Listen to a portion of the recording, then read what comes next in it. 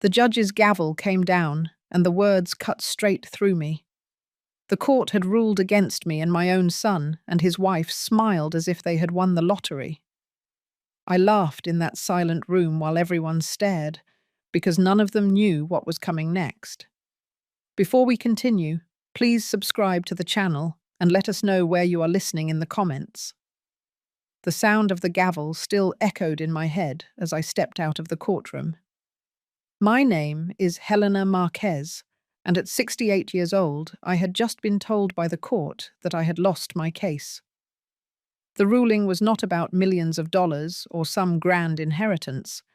It was about my small apartment, the place I had called home for years. My son Lucas and his wife Melissa had managed to convince the judge that I should not be the one keeping it. They wanted it under their control, and they had the resources to make the paperwork look convincing. When the judge declared the verdict, I did not cry. I did not shout. I laughed. It was a short laugh at first, but it grew until the whole room turned to look at me. Melissa looked annoyed that her moment of triumph had been interrupted. Lucas looked embarrassed, as if my reaction reflected poorly on his reputation. Rosa, my daughter, sat in the back row staring at her lap, too afraid to take a side. I walked out slowly with my bag against my side. My steps were steady because I had already lived through harder days. 40 years in hospital wards had trained me to walk out of every crisis with a straight back.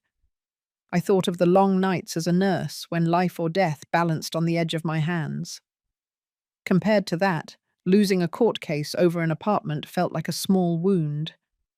But it was also a clear message. My own children had chosen humiliation over loyalty. Outside the courthouse, Melissa caught up to me.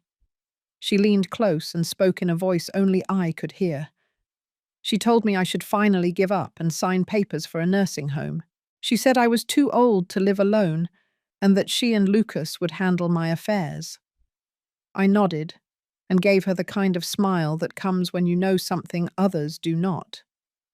Then I kept walking, leaving her in the echo of her own cruelty. I found a quiet corner at a cafe nearby and ordered tea. The noise of the courtroom still rattled in my chest, but now it felt less like defeat and more like ignition. I opened the small notebook I always carried and began writing. Not case notes this time, but the story of the day. Day 0, verdict against me, laughter recorded in my own memory. I knew one day these pages would matter. Lucas had worked hard to polish his image as a professional in finance. Melissa had built her identity on being the elegant wife of a successful man. Rosa had grown timid in their shadow, never daring to speak against them. For years I had allowed myself to play the role of the aging mother who needed them. It was easier to let them think I was fragile and dependent. But as I sipped the tea, I realized the mask I had worn for their sake had become my shield. The court ruling was the strike they thought would end my independence. What they never considered was that I had lived a second life for 2 decades. I had invested carefully, I had chosen my allies wisely, and I had learned that silence can be the sharpest blade. Losing that case meant they believed the lie I had fed them for years. That was their first mistake. As I finished my tea, I thought back to a night years ago. A night when a young medical student collapsed in the emergency ward with no pulse. I was the nurse on duty, and I fought to bring him back. His name was Hamilton. Today he wore a black robe and sat on the bench as a respected judge. Life has a way of circling back when you least expect it. I stepped into the cool air and walked toward the bus stop. People around me carried on with their ordinary lives, unaware that in my mind, the pieces of a long, prepared puzzle were sliding into place. Lucas and Melissa thought they had silenced me with one court order. They thought the gavel was the end of the story. What they did not know was that my laughter in that room was not madness. It was the sound of a woman who had decided the time had come to show her true face. That night, in the privacy of my small apartment, I unlocked a drawer hidden under stacks of old medical journals. Inside were files and deeds with my signature, proof that the woman they tried to discard was far from powerless. I placed the papers on the table, lined them neatly, and whispered to myself, "The court may have ruled against me today, but tomorrow will bring a different verdict." I was 19 when I first walked into the hospital, wearing the white shoes and the stiff uniform of a trainee nurse. I still remember the smell of disinfectant mixed with coffee drifting from the break room. Those walls became my second home for more than 40 years. I worked every shift they asked of me. Nights, weekends, holidays. I was there for strangers while my children slept in the beds I had made for them at home. Back then, I was already a widow. My husband had passed too soon, leaving me with 2 children and another on the way. I had no family support. It was only me and the job I could hold on to. The pay was never much, but I learned to stretch it. I kept notebooks of every expense, from school shoes to heating bills. When other young women were buying dresses, I was putting away coins in envelopes marked tuition. Lucas was the first to benefit from those sacrifices. He had a sharp mind and wanted to study finance. I took extra shifts to cover his application fees. When he was accepted to Stanford, I cried in the laundry room at the hospital. My supervisor asked if I was all right. I told her I was fine, but my tears were not sadness. They were the sound of a mother paying a price willingly. Melissa would later tell her friends that Lucas had built everything by himself. She never knew about the nights I sold my jewelry to pay for his books. She never saw me collapse in the supply closet after a 14-hour shift, only to wake up and do it again the next day. Those sacrifices were invisible to her, and maybe to him as well. Rosa was my youngest. She had a soft heart and often fell ill as a child. One winter she caught pneumonia and the hospital bills threatened to bury me. I remember sitting in the stairwell with the invoice in my hands, feeling the weight of numbers I could not cover. That was the night I sold my wedding ring. It was the last piece of my husband that I carried with me, but it bought the antibiotics that saved our daughter. Rosa grew stronger, but she never forgot the worry in my eyes that winter. I kept working year after year. The hospital became a place where I was both servant and soldier. I learned how to fight for patients when doctors ignored them. I learned how to comfort families who were losing someone they loved. And I learned how to survive on little sleep, little money, and endless demands. My hands grew rough from scrubbing and sanitizing. My back curved from lifting patients who weighed more than I did. But I stayed. One night stands out more than others. It was a stormy evening and the ER was full. A young medical student collapsed in the hall. He had gone into cardiac arrest. I jumped to action with the team. While others hesitated, I began compressions.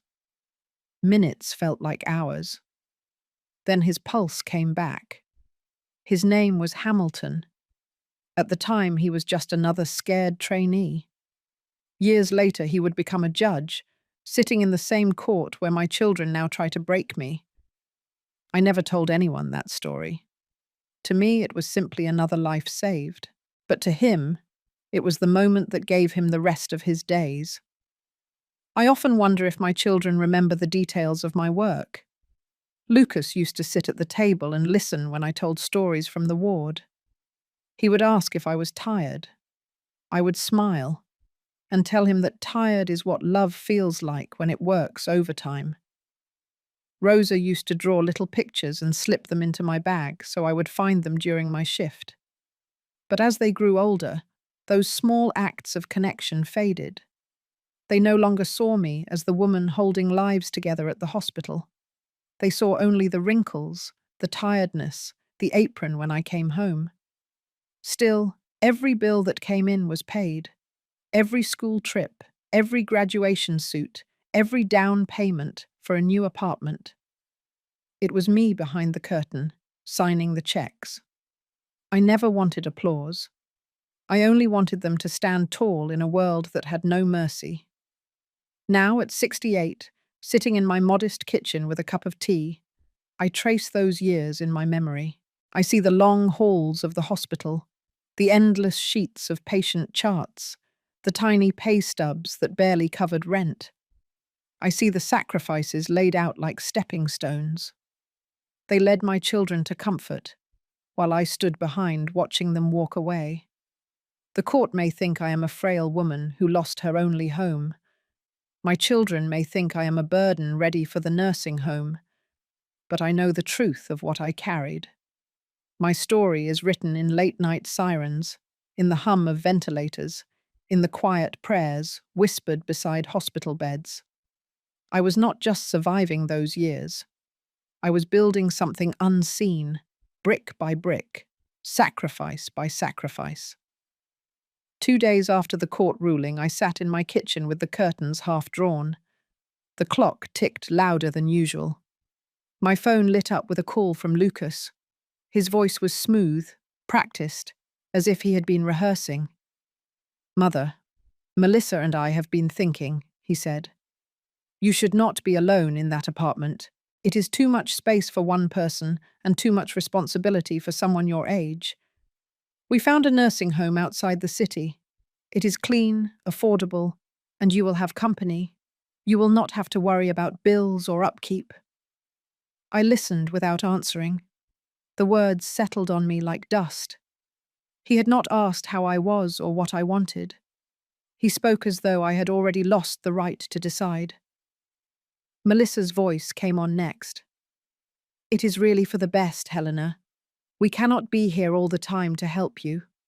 In a home, you will be safe and surrounded by people your age. It will be easier for everyone." I could almost hear her smiling while she said it, as if she was offering me a gift. But there was no kindness behind her tone. It was a sentence disguised as concern. Rosa was with them. I heard her faintly in the background. "Maybe it would be good for you, Mum," she said softly. "You would not feel so lonely." Lonely? That word struck harder than the rest. I wanted to tell her that I had felt lonely long before this call. I wanted to remind her that I had raised her through sickness, that I had never left her alone in a hospital bed. But I stayed quiet. Lucas cleared his throat. "We already scheduled a visit to the facility. Tomorrow at 3. The director will show us around. You just have to come and sign. It will take the weight off all of us." When the call ended, I set the phone on the table and stared at the wall. My hands rested on the wood surface, veins rising beneath my skin. For a moment, I allowed myself to feel the weight of their decision. They wanted me out of sight. They wanted me placed somewhere convenient, out of the way of their dinners, their social gatherings, their perfect images. I thought of the apartment. The same apartment where I had returned after night shifts, where I had stitched school costumes, where I had sat at the table writing checks for tuition. That home carried every piece of my life, and now my children wanted me to abandon it willingly. That evening, Melissa arrived at my door. She did not come alone. Lucas stood behind her with a folder under his arm. She handed me a glossy brochure. On the cover was a picture of smiling seniors playing cards in a bright room. "Look how nice it is," Melissa said. "Meals are included, activities every day. You will not have to cook or clean, and the cost is reasonable." I opened the brochure. Inside were pictures of a cafeteria, a garden, a recreation hall. It was staged to look cheerful, but to me it looked like a waiting room for forgotten lives. Lucas laid the folder on the table. "These are the documents. It is straightforward. If you agree now, we can move forward quickly. You will be settled in no time." I looked at both of them. "So you already decided for me," I said. My voice was steady, not raised. Lucas avoided my eyes. "We are trying to help you." Melissa folded her arms. "You cannot keep pretending you can manage everything. This is the responsible choice." I closed the brochure and pushed it back toward her. "I will think about it." Her smile tightened. "Do not take too long. Spaces fill quickly." After they left, the apartment felt different. I walked through each room, touching the backs of chairs, the edges of framed photos, the worn arm of the couch. It was as if I was saying goodbye to something they had already taken from me. But inside, a different current was moving. I was not ready to surrender. Later that night, Rosa called me privately. Her voice trembled. "Mum, I am sorry. I did not want to agree. But Lucas insisted. He said it was for your own good. I do not know what to do." I told her quietly, "You do not have to do anything. Just remember what you saw and how it felt." She cried softly on the line. "I love you, Mum." "I know," I answered. "But sometimes love needs courage." When the call ended, I sat at the kitchen table again. I wrote in my notebook. Day 2. They want me in a nursing home. They think I am weak, finished, ready to be stored away. They think this is help. They think this is the end. I closed the notebook and placed it back in the drawer. My hands no longer shook. My path was becoming clear. If they wanted to see me as powerless, then that illusion would become my shield. They would never expect what I still carried, what I had built quietly behind the scenes. That night I could not sleep. The apartment was too quiet, as if the walls themselves had heard Lucas and Melissa's plan and were preparing to let me go. I walked from room to room, running my fingers along the surfaces I had polished for years. The photographs on the wall seemed to watch me. There was Lucas at his college graduation, standing tall in his robe, smiling with the pride of a young man who thought he had earned every step on his own. There was Rosa, her hair tied back with the ribbon I bought at a second-hand shop, beaming after her first school play. I had been there for every moment. Now those faces looked back at me with silence. I sat down in the living room and pulled a blanket over my shoulders. The cold was not in the air. It was in my chest. It was the ache of being told I no longer belonged in the home I had built. I thought about the sacrifices that filled these walls. Each crack in the paint had a story. Each scuff on the floor was proof of life lived. How could my children believe that removing me from here was an act of kindness? The next morning, I forced myself to keep a routine. I made coffee, watered the plants, straightened the cushions. I wanted to remind myself that this was still my space. Yet every action felt heavier than usual. I could hear Melissa's voice telling me I could not manage, that I needed to be placed where others would watch me. I hated that her words had found a place inside me. In the afternoon, I walked to the market. The familiar faces of neighbours greeted me. Some of them had known me since I was a nurse running out in uniform after night shifts. They asked how I was. I smiled and said I was fine. I did not tell them that my children were trying to put me in a nursing home. That shame was mine to carry. I bought bread, fruit, and milk. Simple things, enough to remind me that I still knew how to take care of myself. Back in the apartment, I opened a box of keepsakes I had not touched in years. Inside were letters, receipts, and small tokens from my life as a nurse.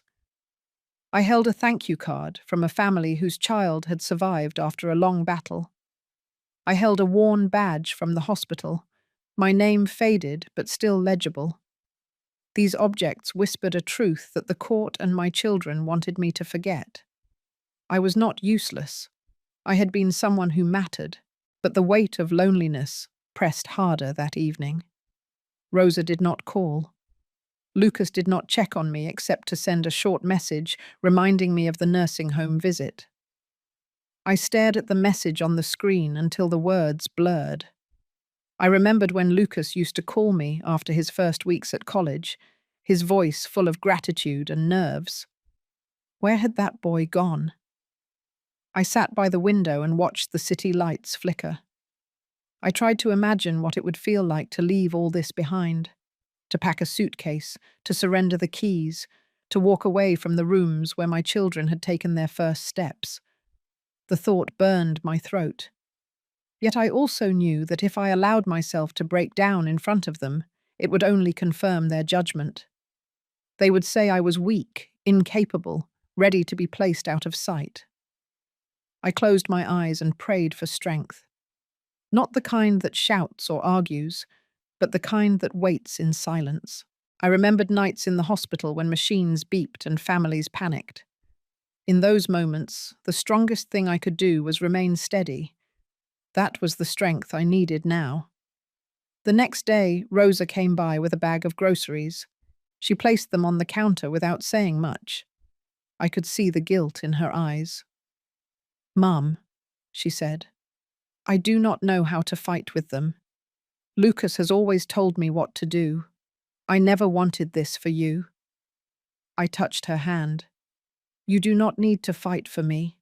Just do not forget what you know in your heart." Her eyes filled with tears. She hugged me tightly, as if afraid it might be the last time. After she left, I sat down again at the table. I opened my notebook and wrote, Day 3. I feel the weight of their judgment pressing down. They see me as fragile. They want me hidden away. But my heart is still strong, even when my body feels tired. I will not surrender this easily.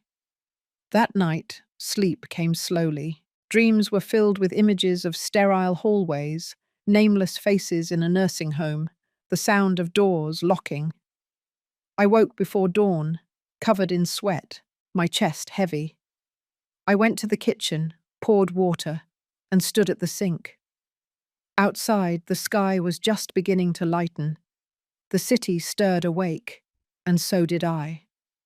I told myself aloud, I am not finished.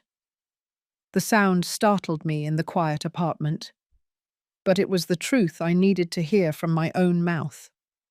They thought I was at the end of my road. They believed they had the right to decide my future. They were wrong. For now I would let them think I was tired, uncertain, cornered. I would let them believe they were winning. In silence, I would carry my pain, because pain has always been the place where my strength begins. The morning after Rosa's visit, I woke before sunrise. The air in the apartment felt heavy, as if every shadow carried the words Lucas and Melissa had spoken. I boiled water for coffee and sat at the table with my notebook open.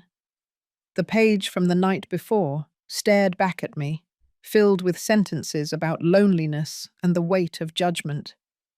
But as I picked up the pen, my hand moved differently. I was no longer writing about what they wanted for me. I was writing about what I had prepared for myself.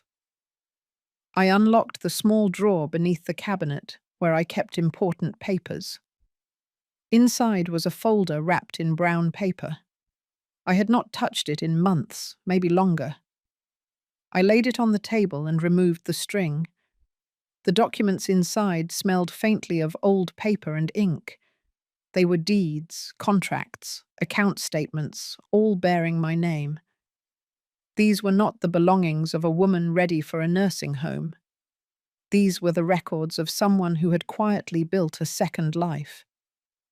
I remembered the first time I saved beyond what I needed. I had taken a double shift at the hospital and placed the extra pay in an envelope. At the time, it was only a few dollars, but I marked it with the word future. Over the years, I added more envelopes, then accounts, then investments. I never told my children. It was easier to let them believe I was only a nurse scraping by. Their assumptions gave me freedom to build without interference. Among the papers was a set of documents labeled Marquez Health Trust, LLC. The name looked plain, almost meaningless, but behind it was something far larger. Over 2 decades, I had invested in small clinics, rehabilitation centers, and eventually telehealth programs. Piece by piece, I had become part owner of a network that stretched across the city. My shares had grown quietly, protected by lawyers who knew how to shield the truth. At the last valuation, they were worth $4.7 million. I ran my hand over the documents slowly. To Lucas and Melissa, I was a tired woman in need of care. They had no idea that every time they celebrated a birthday in a private dining room, part of the bill had been paid by dividends from my hidden investments. Every new car, every trip abroad, every gift I quietly helped with had been covered not only by my wages, but also by the wealth they never knew I had. I picked up the phone and dialed a number I had memorized years ago. The line clicked and a voice answered. "Mrs. Marquez," said Patel, my attorney. "I wondered when you would call." "It is time," I replied. "They want me in a nursing home. I want every paper ready. I want to end the silence." Patel paused. "Are you certain? Once we begin, there is no turning back." "I am certain," I said. He agreed to meet me that afternoon. Before hanging up, I added, "Prepare a notice for the penthouse. They think it is theirs. Remind them whose name is on the deed." When I put the phone down, I felt a quiet surge inside me. It was not anger, not yet. It was resolve. Later that day, I took a bus across the city to Patel's office. The ride was long, but it gave me time to think. I watched people carrying groceries, children running in school uniforms, tired workers heading home. None of them knew the storm waiting to break in my family. Patel greeted me warmly and spread the documents across his desk. He showed me the trust papers, the property records, the bank accounts that had grown with interest.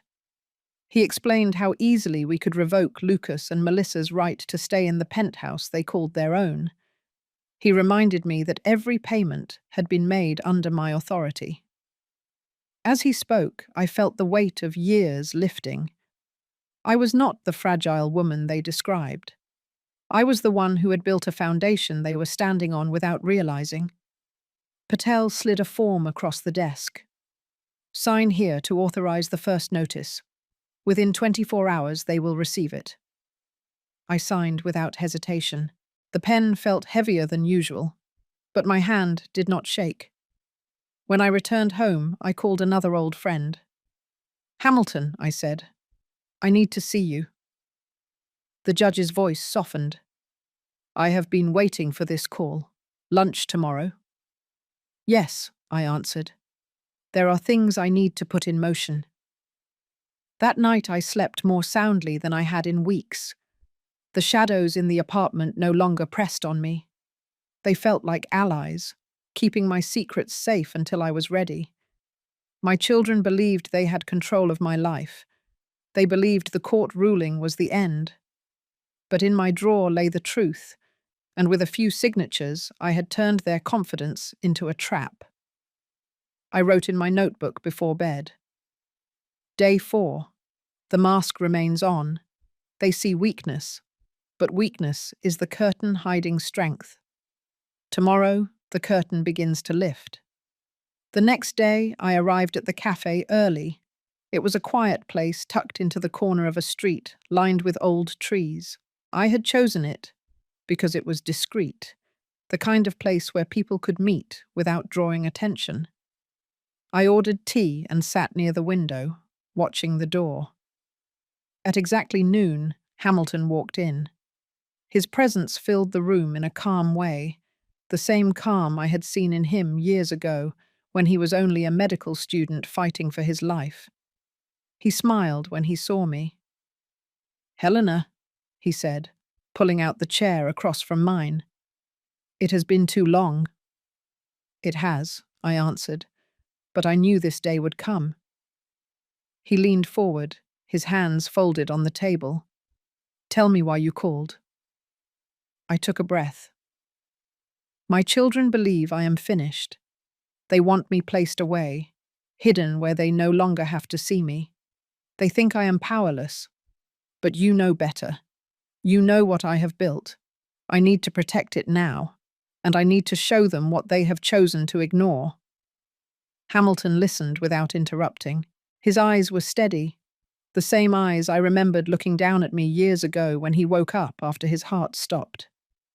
Back then, I had whispered to him that he would live, and he had believed me. Now it was my turn to ask for his belief again. "You saved my life," he said quietly. "That is not something I ever forgot. Whatever you need, I will help." I nodded. I need to make sure that when the time comes, the truth is seen clearly. No one must doubt who I am or what I own. The law has to stand behind me, not against me. He tapped the table lightly. "Then the law will stand with you. Just make sure you have the evidence ready, the documents clear, and the story straight. People will try to twist it. Do not give them the chance." I felt relief settle over me. "Thank you," I said simply. When he left, I stayed for a while with my tea untouched. The conversation had reminded me of something I had almost forgotten. I was not alone. There were still people who knew me beyond the image my children painted. That knowledge was strength. Later that afternoon, Patel called. "The notice for the penthouse is filed," he said. "They will be served tomorrow." "Good," I replied. "Now prepare the next step.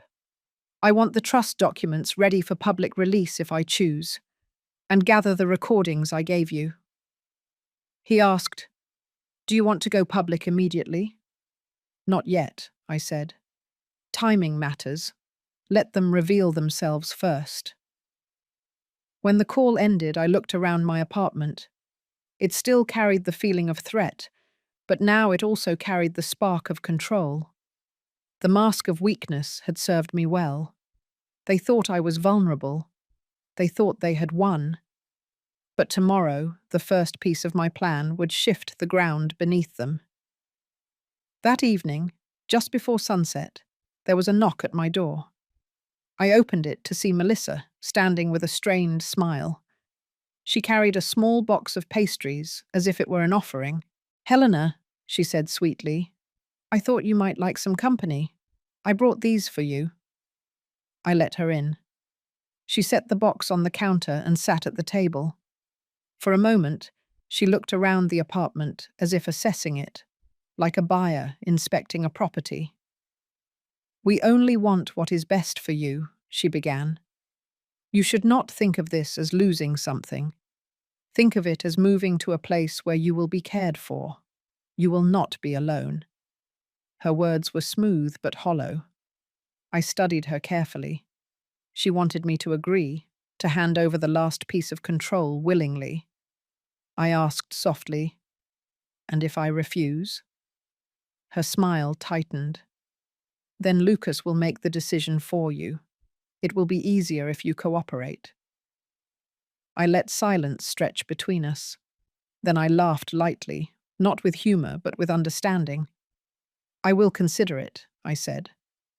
She seemed satisfied with that answer and left soon after, leaving the pastries behind. As soon as the door closed, I opened my notebook. I wrote down every word she had spoken. Day 5. Melissa tried to sound gentle, but her threat was clear. They believe I have no choice. They believe pressure will make me surrender. I closed the notebook and looked at the pastries. I pushed them aside. I had no appetite for sweet gestures coated in poison. That night, I prepared myself for what would come. Patel would deliver the notice tomorrow. Lucas and Melissa would see the first crack in the story they believed, and I would be ready. Before bed, I whispered aloud, "The time for silence is ending." The next morning, I woke before the sun. My heart was steady, but my hands felt heavy as I poured water into the kettle. I knew what was coming. Patel had promised that the notice would be served by noon. For years I had carried my secrets like hidden stones. Today, one of those stones would be placed in front of my children, whether they wanted it or not. I spent the early hours cleaning the apartment. It was not about tidiness, it was about order.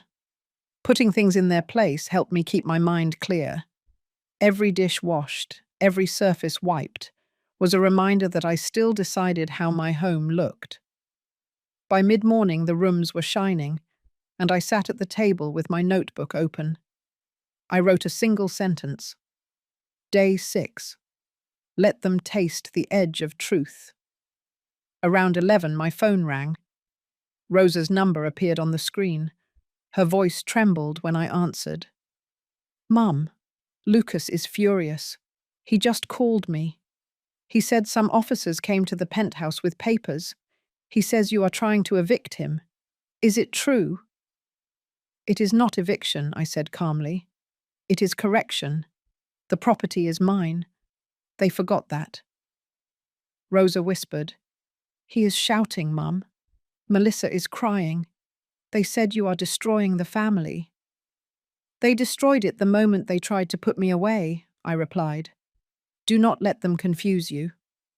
After the call, I felt a mix of sorrow and resolve.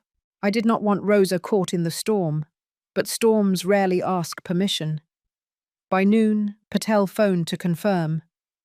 The notice was served. They know now that the penthouse is under your name through the trust. The officers made it clear they have no legal right to remain without your consent. I thanked him and sat back in my chair. The first move was complete, but the day did not quiet. At 2 o'clock, there was a sharp knock at my door. I opened it to see Lucas standing there, his face tight with anger. He stepped inside without asking. Melissa followed, eyes red, but her chin lifted in defiance. How could you do this? Lucas demanded. We have lived there for years. Everyone knows it as our home. And you send police to embarrass us. I closed the door and faced them. I reminded you of reality. That place belongs to me. You were guests, nothing more. Melissa's voice cut in. Guests? We furnished it. We hosted people there. It is ours by right. I looked directly at her. By right? Or by assumption? You never asked whose name was on the deed. You never wondered who paid the first installment.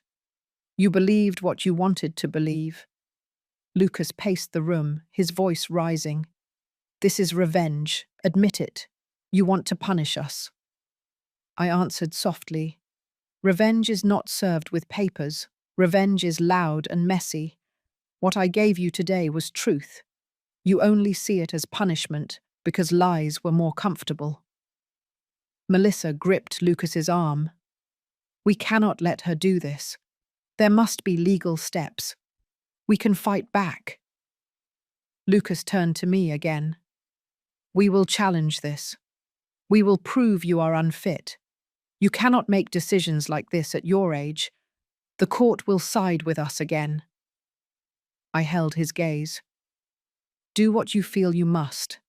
Just know that every step you take will lead deeper into the path you started.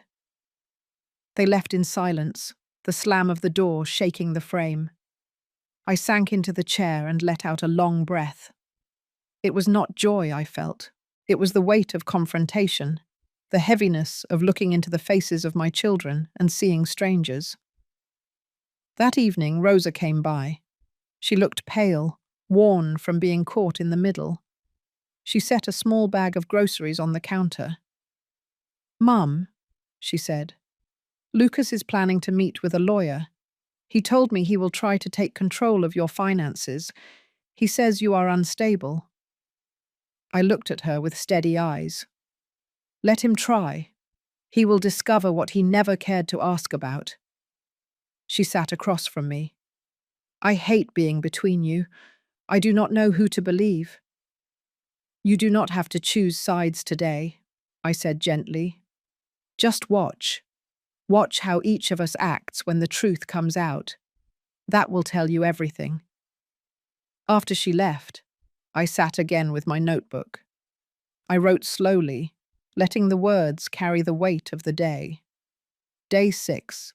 They see truth as betrayal. They call justice revenge. They will fight harder now, but they do not know how much ground they have already lost. Night settled over the apartment.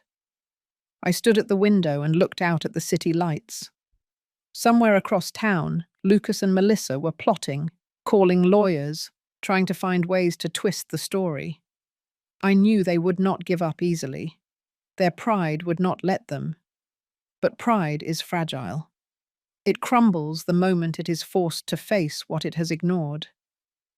I whispered to myself, "The storm is here. Let it come." The day after Lucas stormed into my apartment, I received a call from Patel. His voice carried a quiet satisfaction. "They filed an emergency petition," he said. "They want the court to question your capacity and freeze your assets. It is aggressive, but it opens the door we were waiting for." I listened carefully. "How soon will it reach a hearing?"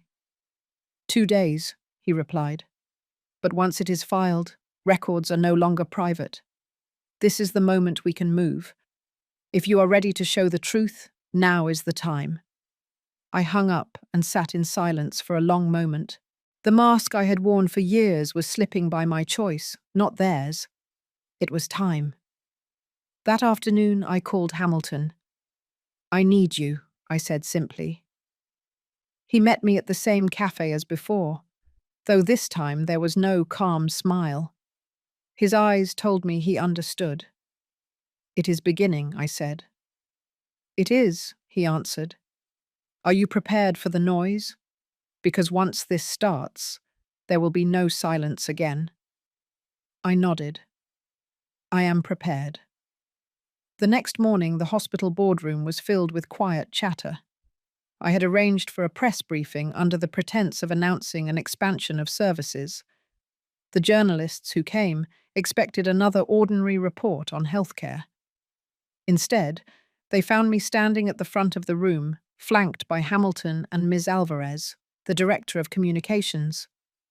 When the cameras focused, I spoke clearly. "My name is Helena Marquez. Many of you know me, if at all, as a retired nurse. But what you do not know is that I have been a silent partner and majority shareholder of Marquez Health Partners for over 2 decades. The network of clinics and centers you see across this city, the programs that have served thousands of families, are in part the result of my work and my investment." Gasps rippled across the room. I let the silence hold before continuing. "Yesterday, my own children filed a petition to declare me unfit to manage my life. They believe I am weak. They believe I have nothing. They tried to take what does not belong to them. Today, I am telling you, and them, that I am far from powerless." At that cue, Ms. Alvarez signaled to the technician. A recording filled the room. Lucas's voice, sharp with anger, echoed through the speakers. "She is unstable. We can take control if we prove it." Then Melissa's voice followed, sweet and cutting. "She cannot manage. We will put her away and handle everything." The reporters scribbled notes furiously. Flashes of cameras lit the room. I raised my hand for silence. "That is what they believe. But here are the facts." Patel stepped forward and laid out the documents. Copies of deeds, trust papers, valuation reports, each stamped and verified. He explained my ownership, the legality of the trust, the financial independence I had safeguarded. Hamilton then spoke. "I am Judge Hamilton. Years ago, this woman saved my life when I collapsed as a student. I have known her strength ever since. Let no one question her capacity now." The room broke into murmurs again. Questions flew, but I remained steady. "I did not plan to reveal this," I said. "For years I chose to live quietly, letting my children build their lives on their own merit. But when they showed me that their concern was not love but control, I had to act. I had to make the truth known. The press conference lasted less than an hour, but by the end the story had already begun spreading across the city. News alerts flashed on phones. Headlines read, "Retired nurse reveals she owns health network. Family accused of betrayal." By evening, the footage was everywhere. Clips of Melissa's words, Lucas's threats, my declaration. The apartment was filled with the glow of screens replaying the scene. I turned them off one by one and sat in the quiet. My phone rang relentlessly. Some calls were from strangers offering support. Others were from journalists wanting more. And then came Rosa's voice, soft and broken. "Mum, I did not know," she whispered. "I had no idea what you had done, what you had built. Lucas and Melissa are panicking. They do not know what to say. They are terrified." I closed my eyes. "Now you see them clearly, Rosa. This is who they are when they believe I am weak. And now this is who I am when I show my strength." She cried softly. "I am proud of you, Mum." Those words were the balm I needed after the long day. Before bed, I opened my notebook again. Day 7. The curtain is gone. They see me now. The city sees me now. The truth is no longer mine alone. I placed the pen down, knowing the days ahead would not be easy. Lucas and Melissa would not stop fighting. They would claw to hold on to their image. But their battle would now take place in the open, under the eyes of a public that had already begun to turn against them. The quiet nurse they thought they could bury had stepped into the light, and nothing would ever look the same again. The press conference spread faster than I could have imagined. By the following morning, my name was in every headline. The quiet nurse, who revealed herself as the owner of a multi-million-dollar health network. The mother whose children tried to have her declared unfit. The betrayal was not just a family matter anymore. It had become a public drama, unfolding under the glare of cameras and the constant hum of news anchors. When I stepped outside that morning, neighbors who had once looked at me with polite indifference now stopped in their tracks. Some clapped me on the shoulder, others shook their heads with disbelief. A woman I barely knew whispered, "We are all proud of you." I thanked her and kept walking, my steps firm but my heart heavy. It was one thing to carry pain in silence, it was another to see it broadcast to strangers. By noon, a crowd of reporters had gathered near my apartment building. I stayed inside, watching from behind the curtain as microphones and cameras jutted toward the doors.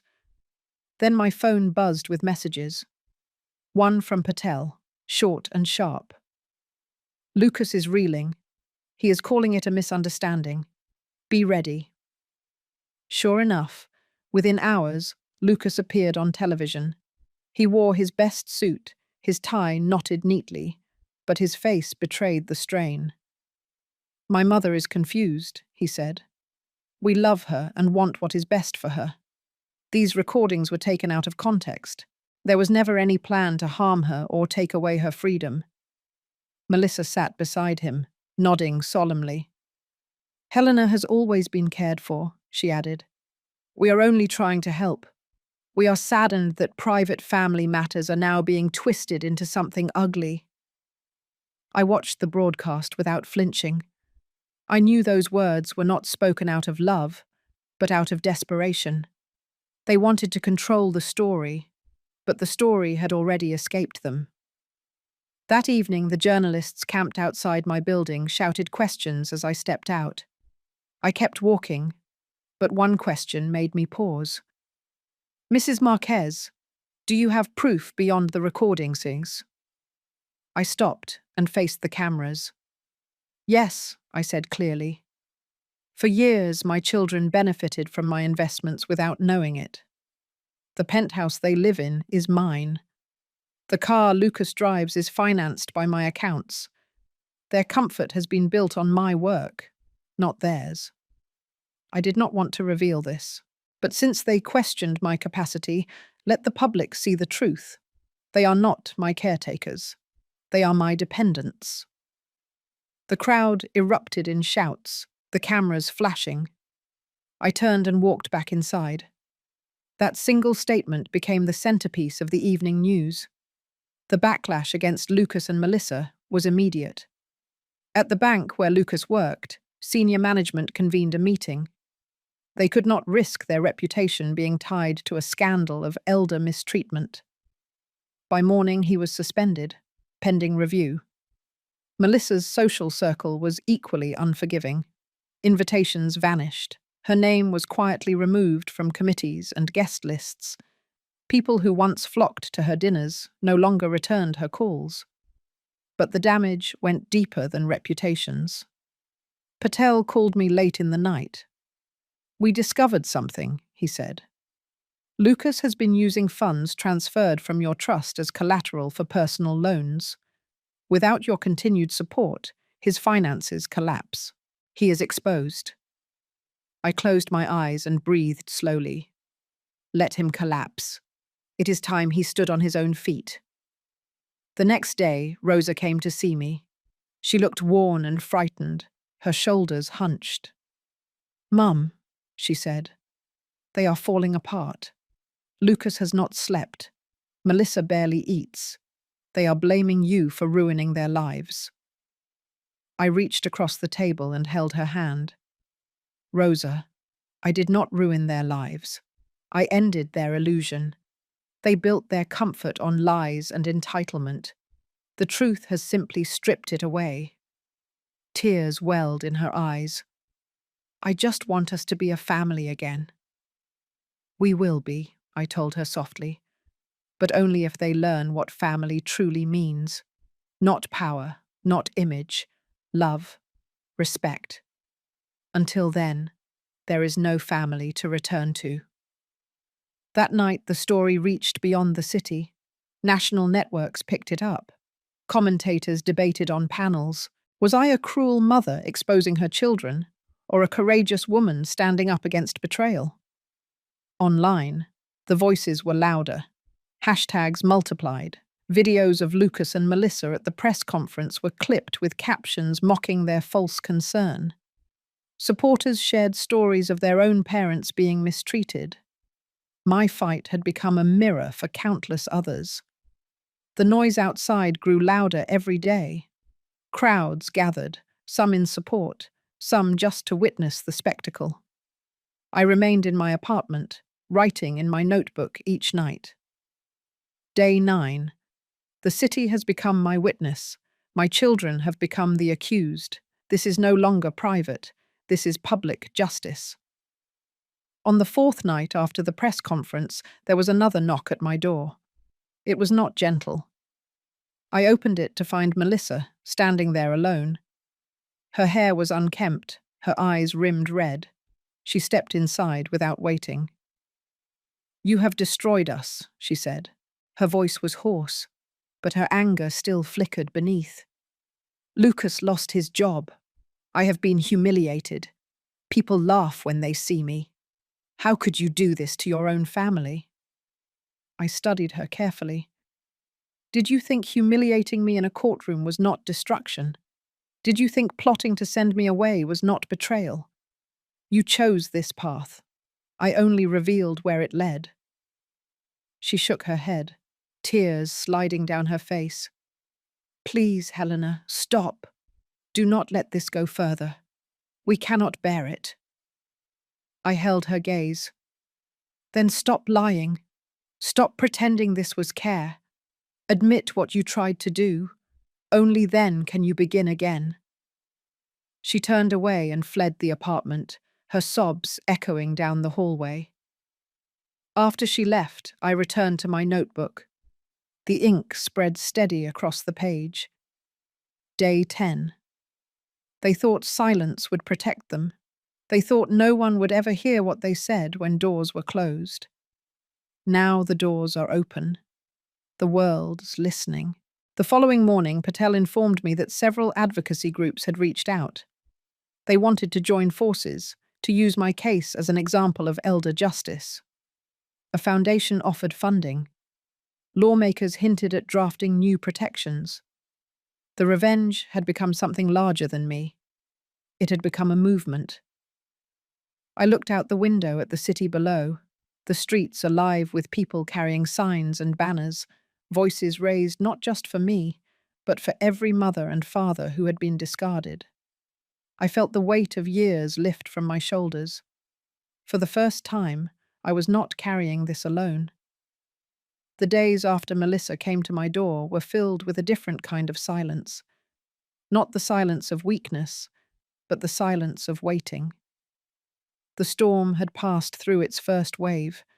The city had taken sides, the headlines had sharpened, and my children were cornered. I knew it was only a matter of time before they came to me again. They could not remain hidden forever. On the third morning, I received a call from Patel. His tone was calm, but underneath I could hear a note of anticipation. "They want to meet," he said. "Lucas and Melissa have requested it. Rosa will come too. They know their defenses are collapsing. They want to negotiate before more is revealed." "Where?" I asked. "They suggested neutral ground. I told them no. This meeting will happen on your terms. I recommend the main hall of the health center. It will send a clear message." I agreed. The next evening, I walked into the hall of the center that bore my name. It was not ostentatious, but it was dignified. Clean white walls, polished floors, the quiet hum of a place that served the community. I chose a table in the center and waited. Patel sat at a nearby desk with papers neatly stacked. Hamilton was present as well, silent but steady, a reminder of the law standing behind me. When the doors opened, my children entered. Lucas was thinner, his face marked by sleepless nights. Melissa followed, her usual sharpness dulled into weariness. Rosa came last, her eyes downcast, as if she wished she could vanish. They sat opposite me, a family in name, but not in truth. Lucas spoke first. His voice was firm, but the cracks showed. "Mother, this has gone far enough. We are ruined. The press will not stop. My career is over. Melissa's reputation is destroyed. Rosa cannot bear the humiliation. We need to find a way to end this." I folded my hands on the table. It ends when the truth is acknowledged. It ends when you understand what you did and why it cannot be excused. Melissa leaned forward. "We already said we were only trying to help. We never wanted to hurt you." I looked her in the eyes. Help does not come with threats. Help does not come with hidden papers and forced decisions. Call it what it was. Control, nothing more. Her lips tightened, but she said nothing. I turned to Lucas. "You once told Rosa I was unstable. You filed papers to freeze my accounts. You wanted to put me away. That is not help. That is betrayal." He lowered his gaze for a moment, then looked up. "What do you want from us?" The room grew quiet. Patel slid a folder toward me. I opened it slowly, the sound of the paper filling the silence. "First," I said, "you will sign a statement acknowledging what you attempted to do. Not vague apologies, detailed admissions. The world deserves to hear it." Lucas shifted in his chair. Melissa's face paled. "Second," I continued, "you will repay every cent I have given to build your lives. Tuition, apartments, cars, weddings. Patel has calculated it. The total is $4.7 million. You will repay it in labor, not in cash. You will work within this network, at the lowest levels, until the debt is covered." Melissa gasped. "You cannot mean that. You want us scrubbing floors? Washing dishes?" I held her gaze. "Yes, I was a nurse who scrubbed floors after saving lives. I was a woman who sold her wedding ring to pay for medicine. If you want to repay me, you will learn the value of sweat." Lucas slammed his palm on the table. "This is humiliation." I spoke calmly. Humiliation is when a mother is told she is unfit, when she is nearly forced into a home while her children take her place. This is justice. Patel placed another document before them. Third, I said, you will sign away any right to inheritance. When my time comes, nothing will pass to you. My wealth will go to foundations, to causes that protect those who gave everything and were cast aside. Melissa's voice cracked. You are cutting us out completely? You cut yourselves out when you chose greed over family, I said. Rosa finally lifted her eyes. Tears glistened. Mum, please, is there no way back? I softened my tone with her. There is, Rosa, but not through denial, through action. If you are willing to walk the hard road, to serve, to change, then perhaps one day we can find our way again. Lucas sat back, his hands trembling. For once, he had no words. Melissa pressed her palms to her eyes. Rosa looked between them, torn but silent. I stood slowly. You wanted this meeting. Now you have my conditions. If you refuse, the fight continues. More recordings will surface. More truths will be revealed. The world already sees who you are. Do not think you can escape it. Hamilton spoke for the first time, his voice steady. These terms are binding. If you sign, they will be enforced. If you refuse, the consequences will be harsher than what you face today. The silence that followed was deep. My children sat across from me, their lives crumbling in their hands, while I stood firm. I had waited years to show this strength. Now it was theirs to face. I walked out of the hall, leaving Patel with the papers and Hamilton with the law. The night air outside was cool against my skin.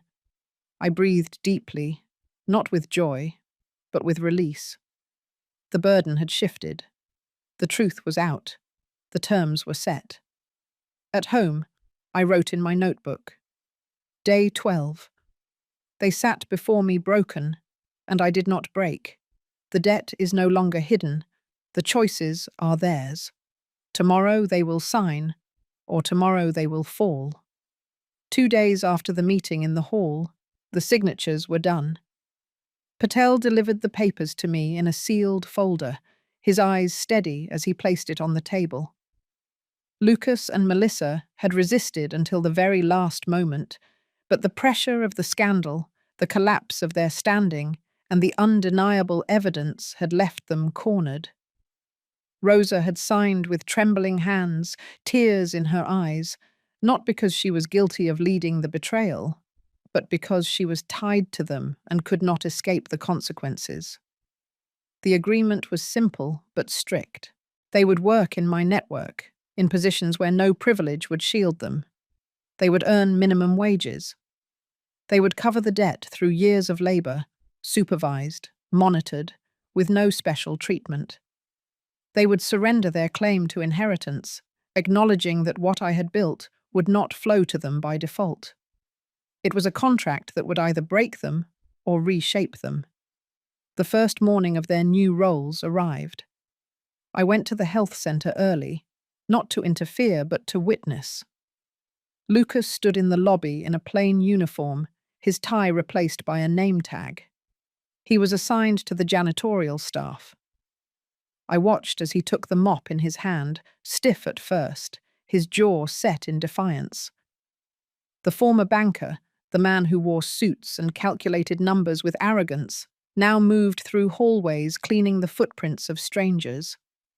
Some employees recognized him from the news and whispered. Others smirked openly. Lucas kept his eyes down, pushing the mop with sharp strokes as if he could fight the humiliation with force. Melissa was in the kitchen. She wore an apron, her manicured hands raw after the first hour of washing dishes, chopping vegetables, scrubbing pans. The chef barked instructions, and she obeyed without the grace she once carried at parties. Grease stained her clothes. Steam flushed her face. When I stepped quietly into the kitchen doorway, she did not see me, but I saw her wince as a splash of hot oil landed on her arm. She clenched her jaw and continued. The woman who once looked down on me for carrying calluses was now gathering her own. Rosa had been placed in patient care, assisting elderly residents at one of our rehabilitation facilities. I visited that center in the afternoon. She was helping an old man into his chair, her hands gentle but uncertain. She caught sight of me across the room. Her eyes widened, then softened. She gave me a small nod as if to say she understood why she was there. For her, it was less punishment and more awakening. As the days passed, I continued to check quietly. Lucas moved slower, his back aching after hours of bending. Melissa's hands blistered, but she began to follow the rhythm of the kitchen with less complaint. Rosa surprised me most. She grew into the work quickly, forming bonds with the residents. Her laughter began to return, not the nervous kind I had heard at family dinners, but a warm laughter that belonged to someone who was learning her worth. The public followed every development. Photographs leaked of Lucas mopping floors, Melissa scrubbing dishes, Rosa serving tea to seniors. Some mocked them, some praised the justice. Support for me grew, but it was never about applause. It was about consequence. It was about showing that choices carry weight. One evening, Lucas came to see me, still in his uniform, the smell of cleaning supplies clinging to him. His eyes were hollow. "Mother," he said, "I cannot do this. People laugh at me. Former colleagues come by just to see me bent over with a mop. I cannot survive like this." I looked at him with steady eyes. "Then learn to survive. You thought I could be discarded after decades of sacrifice. You thought my worth was gone. Now you feel a fraction of that weight. This is not destruction, Lucas. This is the beginning of understanding." He clenched his fists. "How long will you make us suffer?" "As long as it takes for you to see the difference between love and exploitation," I answered. Melissa came next, a week later. She knocked quietly, no longer barging in. Her hands were bandaged from cuts and burns.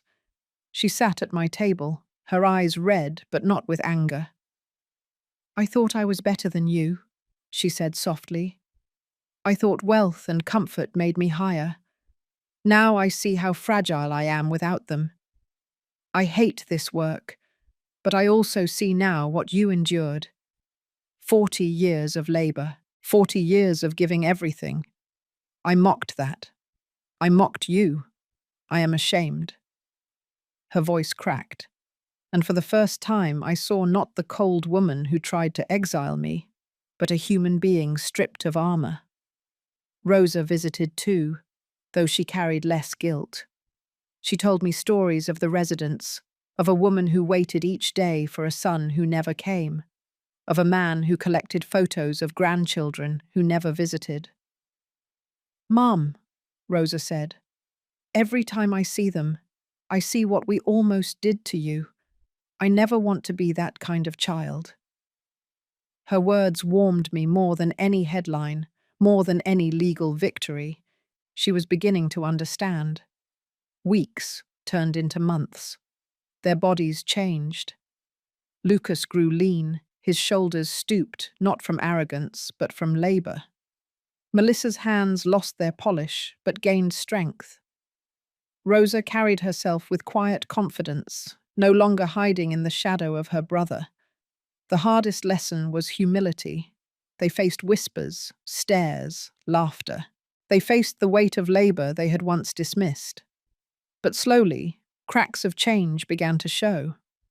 Lucas greeted other janitors with respect. Melissa began to ask questions about recipes, showing interest instead of disdain. Rosa brought books for the patients, reading aloud in the evenings. I watched all of it from a distance, writing each observation in my notebook. Day after day, the ink filled with small signs of transformation. One night I wrote, Day 60. They are no longer the same. Pain has shaped them. Work has taught them. But the question remains. Is it enough? The answer was not yet clear, but I knew the foundation was being laid. They had chosen a path I forced them onto, but whether they walked it with sincerity was still their decision. 6 months after the day my children signed the agreement, the edges of our lives looked different. The scandal had faded from the headlines, but the lessons had not faded from their faces. Lucas continued his work as a janitor, though his steps no longer carried the stiffness of shame. I saw him greet people in the lobby, shake the hands of other workers, even share coffee breaks with men and women he would once have ignored. He had grown leaner, more weathered, but there was a humility in his eyes that had never been there before. Melissa remained in the kitchen.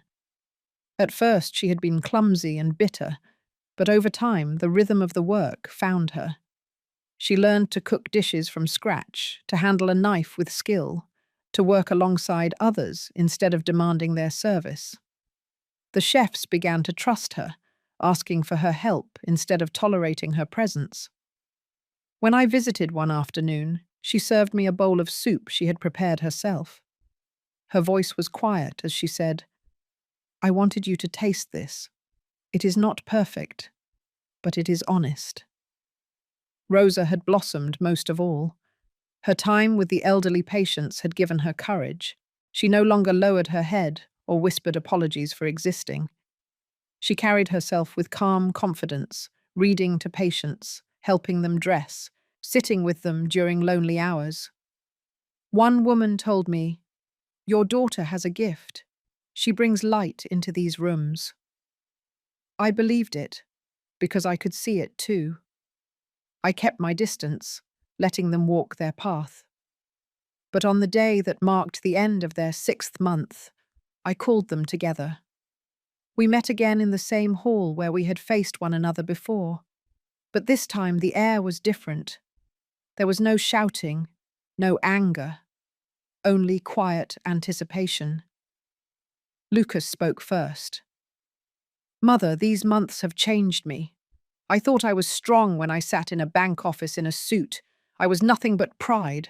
Now I know what strength looks like. It looks like long hours, sore hands, and respect for every job, no matter how small. I am sorry for what I did to you.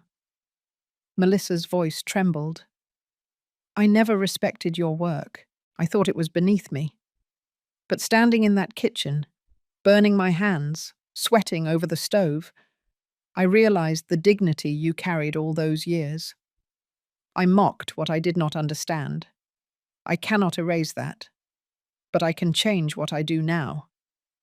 Rosa simply took my hand.